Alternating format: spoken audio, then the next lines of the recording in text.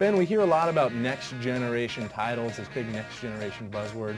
What do you think it means to be a next generation sports game? That's a big question. I think there's a lot of different things people are expecting. Obviously, they want to see bigger and better visuals. They want games to be looking more realistic than they ever have before. You know, even just things like audio, they want the audio to be taken to the next level. They want the gameplay to be taken to the next level. They want the AI to be taken to the next level. So all that stuff is you know, are things that we're taking into consideration as, you know, we were developing NHL 2K7 this year and even further on down the road. So, you know, the next level, what exactly has the PlayStation 3 and the 360 technically allowed you to do that you're implementing into next year's game?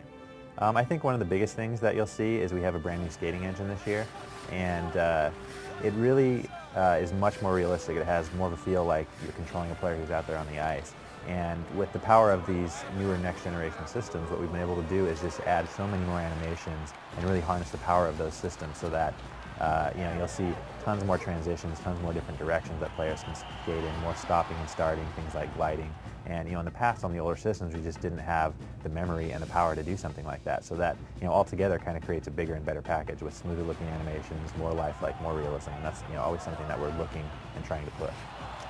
Now there's been a lot of buzz about the competition this year with NHL 7. They got a whole new control mechanic, and it seems very innovative at this point.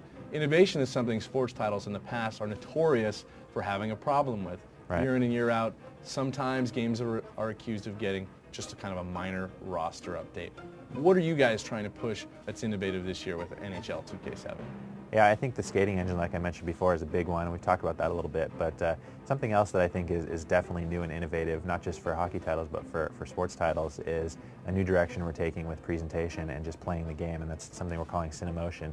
And you know, it's kind of a big encompassing thing, but basically there's an entirely new dynamic camera angle that really gives you a better view of what's going on down there on the ice. You really feel more like you're there with your players. You can see much more of this next-gen stuff we're talking about. You can see the better graphics. You can see things like reflections on the glass.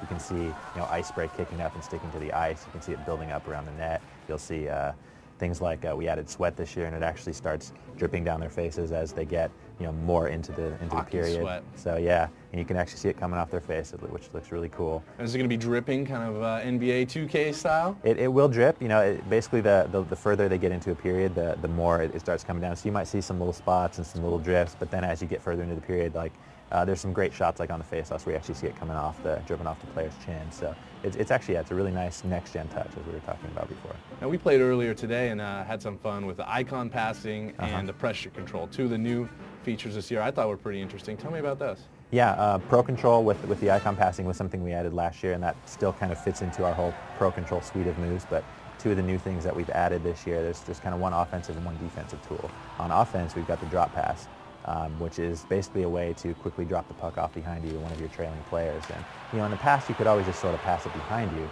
but now with the drop pass, we've worked with the AI and had them react more to, you know, look for that kind of a thing. And if you have a trailer, you can drop it off and take a quick shot, hopefully catch the defense off guard. That works really well. I really like the drop pass because when I went 5-hole on you for that great goal. I don't remember that. It's pretty embarrassing, I think, for some people.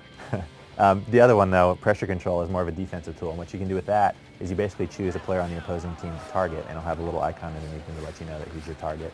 And you can basically exert different levels of pressure on him with the left bumper. So you press it once, you'll have one of your defensive players kind of shadowing and keep between him and the puck.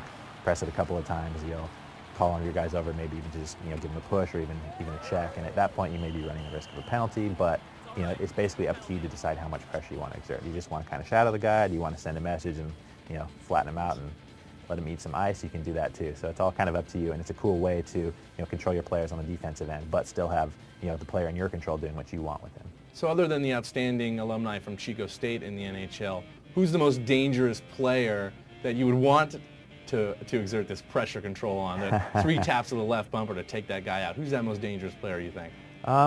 I would say Joe Thornton, but we talked about him a little bit. So I'll maybe go with Sidney Crosby. He's you know, he was 18 years old last year, and he had an unbelievable season. And you know, he's only going to get better. And as his supporting cast, there's a lot of young players on that team that are getting better as they, you know, mature and improve. I think he's going to be really dangerous, and he's, you know, the perfect guy that I think pressure control is made for. So you can just, when he comes out on the ice, you get him as your target right away and start. So you want him on his back. That's what you're trying to say. You hate. Why do you hate Sidney Crosby?